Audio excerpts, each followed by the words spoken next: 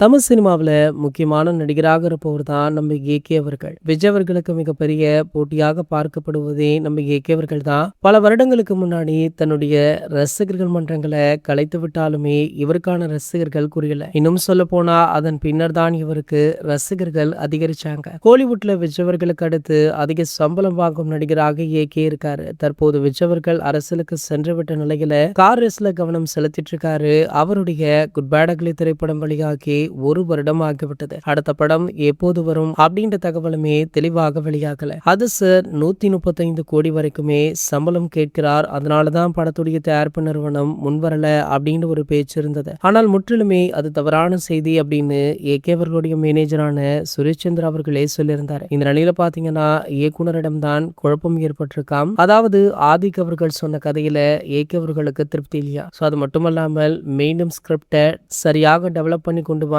அப்படின்னு ஏகே அவர்கள் சொல்லியிருக்காரு. ஆதிக் மட்டுமல்ல, இந்த ரேஸ்ல சிறுத்தை சிவா, இயக்குனர் அட்லி, வெங்கட் பிரபு அப்படின்னு மொத்தம் 4 இயக்குனர்கள் இருக்காங்க. இந்த 4 இயக்குனர்கள்ல ஒருவரை மட்டும்தான் நம்ம ஏகே அவர்கள் தேர்ந்தெடுக்கவுமே இருக்காரு. ஆகையால பாத்தீங்கன்னா ஏகே 64 படப்பிடிப்பு ஆரம்பிக்க இன்னும் 1 அல்லது 2 மாதங்கள் கூட ஆகலாம் அப்படின்ற தகவல் வைரலுமே ஆகிட்டு இருக்கு. மேலும் இந்த அறிவிப்பு ஒரு ப்ரோமோ வடிவில் வெளியாகும் அப்படின்ற தகவல் தற்போது வெளியாகி வைரல் ஆகிட்டு இருக்கு. இது போன்ற செய்திகளை பத்தி நீங்க உடனே தெரிஞ்சுக்க நம்மளுடைய சேனலை மறக்காம சப்ஸ்கிரைப் பண்ணிக்கோங்க.